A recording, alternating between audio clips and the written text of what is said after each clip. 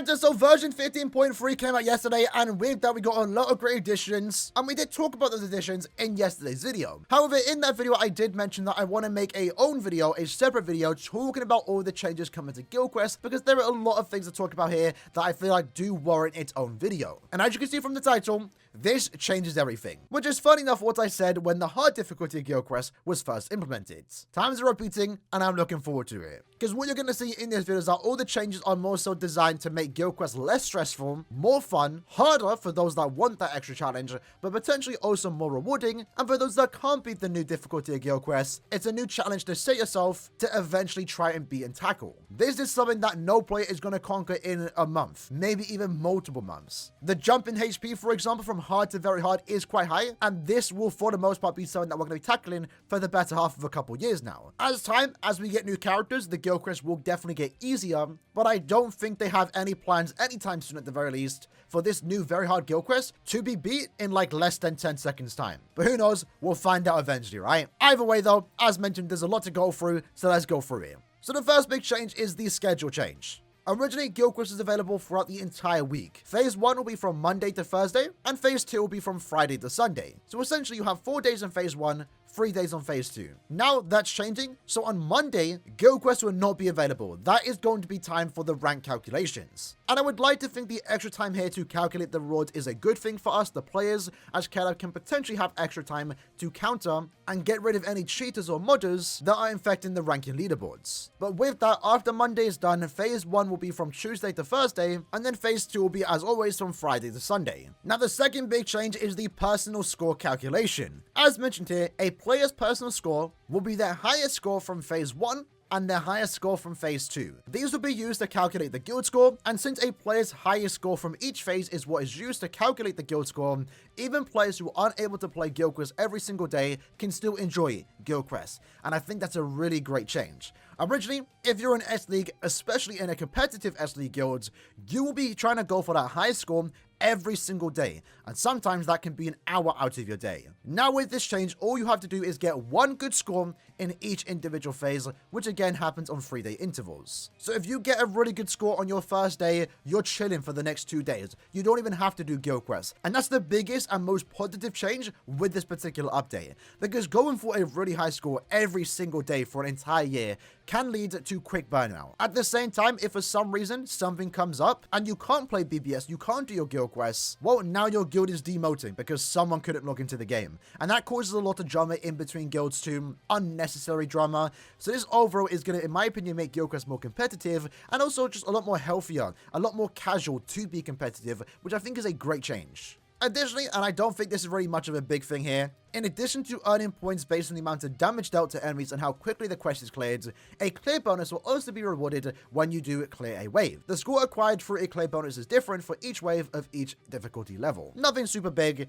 it just means that when you do clear a wave, you get extra bonus points, which to be fair, is kind of expected. Now this one could be pretty cool. Alongside the new difficulty and again all these changes, we're also getting more Guild Quest passes. Originally, every single day we would get 3, now we're going to be getting 5 a day, which hopefully means more rewards. But also, most importantly, more attempts to try and get that score you want. Alongside that, they're going to be making some changes to ratings and also leagues. In this case, in S-League in particular, there will now be ratings of 1 to 3, and this will make S-League significantly more competitive and reward those for actually ranking high within S-League. Because originally, if you ranked number 1 or you ranked 15, it didn't matter. You were still basically getting the same rewards. So this overall is going to add a bit more competitiveness to S-League, as now where you do rank within S-League is important. But alongside that, they're also getting rid of the ratings for those that are in C-League. So whether you rank number 1 in C-League or you're at the bottom of C-League, you're still all getting the same rewards, which I think is fair. After that, they're making some changes to rewards. In this case, the content of the treasure box attainable when rankings are calculated will now be determined according to the league and rating of the guild.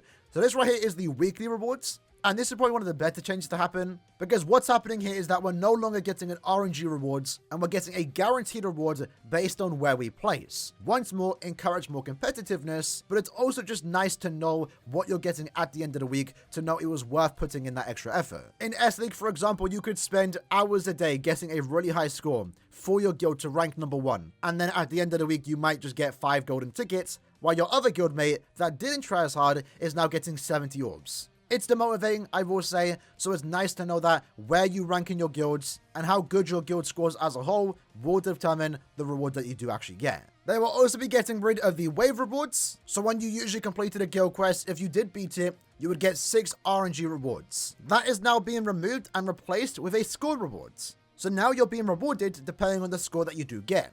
Once more, no longer are we getting RNG rewards. But alongside that, the next paragraph is a bit worded weirdly, I will say.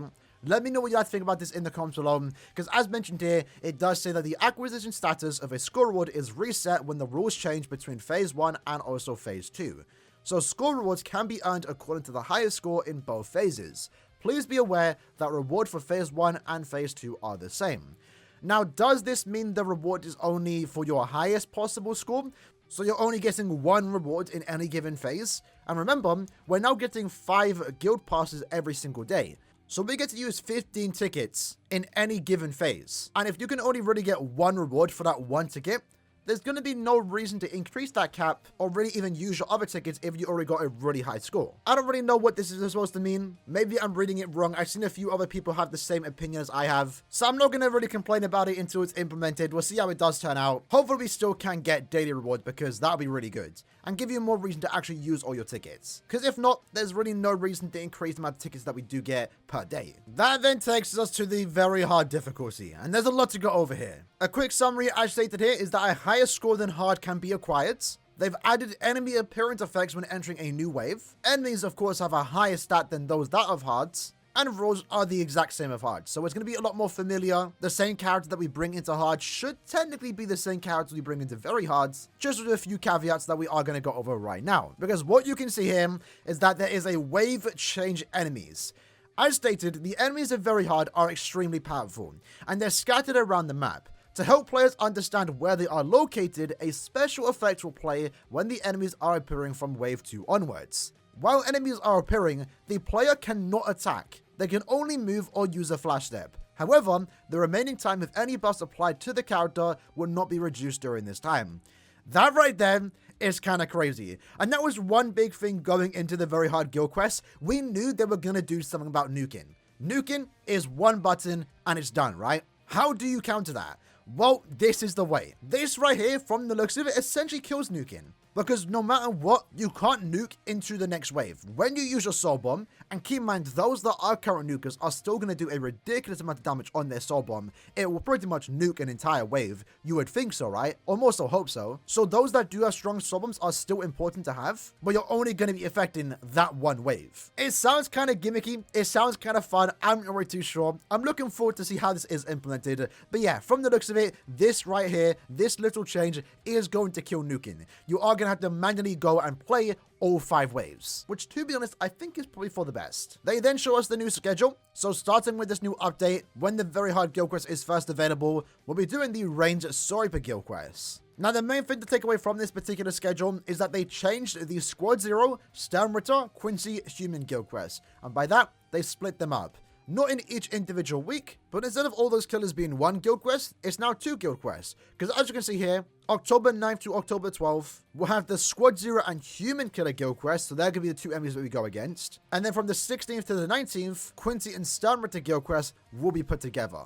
So for those that do have Quincy Killer, those that do have Sternritter Killer, Human or even Squad Zero, you now technically have more value on those characters, because they're going to be used in different weeks. Just to give a quick example, Balgo, right, was a character that was pretty good. Can do really good damage on the soul bomb, but he was kind of useless because the 2 killers that he does have are in the same guild quest, and Yamamoto was just a better nuker. Well, now you can use Balgo in 2 different guild quests. The Quincy Sternritter guild quest, since he has Quincy Killer, and the Human Squad Zero guild quest, since he has Human Killer. So it adds a bit more extra usability to those that had those wonky, weird killers, and I kind of like the idea of it. And last but not least, now let's look at the actual stats of the enemies. So as we know, there's of course going to be 5 waves. We don't know if there's going to be more enemies in any given wave. I would like to think so, because that would add more value to those that have the rampage skill, for example. That's yet to be seen yet, but the biggest thing you're going to notice here is the stats difference. So looking at the top, we have the hard difficulty of guild quests. It starts off slow and builds up, right? With the first boss having 2.5 million HP, with the final boss having 10 million HP.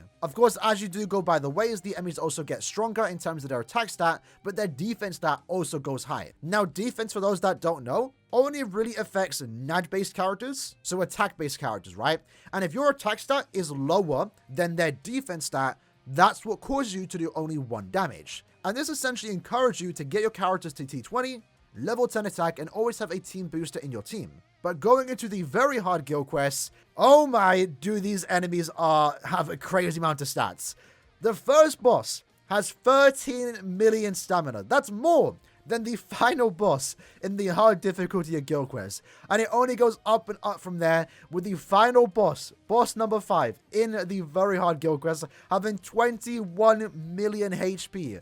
I have no idea how we're going to be able to go through all 5 waves. And maybe that's the point. Maybe you're not supposed to beat it just yet, because that amount of stamina is absolutely ridiculous. But alongside that, the attack stat on each given enemy is also maxed out at 1,800. So now usually on the hard difficulty of guild quests, not only are the enemies easier to defeat, they're also dealing less damage to you. This time though, nah, they're all doing like max damage output, 1,800 attack. And in addition to that, every boss has 4,500 defense. So that essentially means if you are using Nash characters, which from the looks of it might be meta in this guild quest since you can't nuke through multiple waves, Nash characters look to be more ideal here, you're going to at least want them to have above 4,500 attack, because otherwise they're not doing any damage. So those E-boosters, enhanced boosters, like you have for example, are going to be even more important, but likewise, having almost max transcended characters are also going to be important. Because that's something to keep in mind too.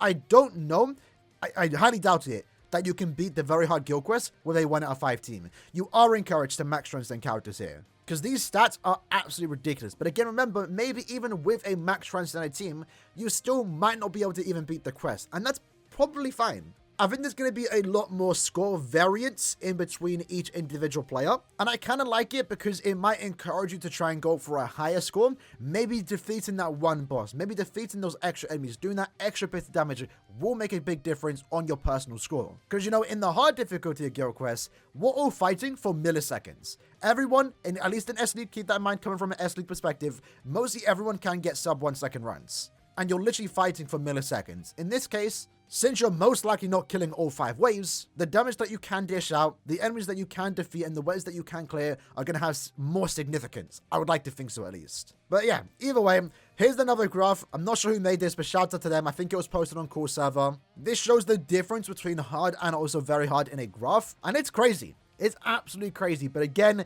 this is definitely future-proofing guild quests. I don't expect anyone anytime soon, maybe within like the next 4 years, to get like 1 second runs on guild quests. That's never going to be possible. So that's why the enemies probably have a massive amount of HP. Again, going in with the mindset, you're probably not meant to clear all 5 waves. And that's why if we ever get new characters that have really high damage output, there might be more importance to actually get them. And of course, this is going to give Caleb a reason to sell us those new characters, but that's fine. I think we're going to pull for new characters anyway, right? No one's out here playing the game, not summoning on characters. Having an extra reason to pull for them is always a good thing. But at the same time, for those that have some max transcendent characters, some characters sitting at 5 out of 5, a no attack damage character, for example, that you've never used because there's no reason to use them, they might have a reason to be used now. But either way, lads, that was the video for today, going over the very hard difficulty of guild quests, all the changes coming to guild quests, which again will be implemented on the 2nd of October, so only a few days away. This, in my opinion, is somewhat exciting. I'm looking forward to it. It's going to be a nice change of pace, not being able to beat a certain quest, for example.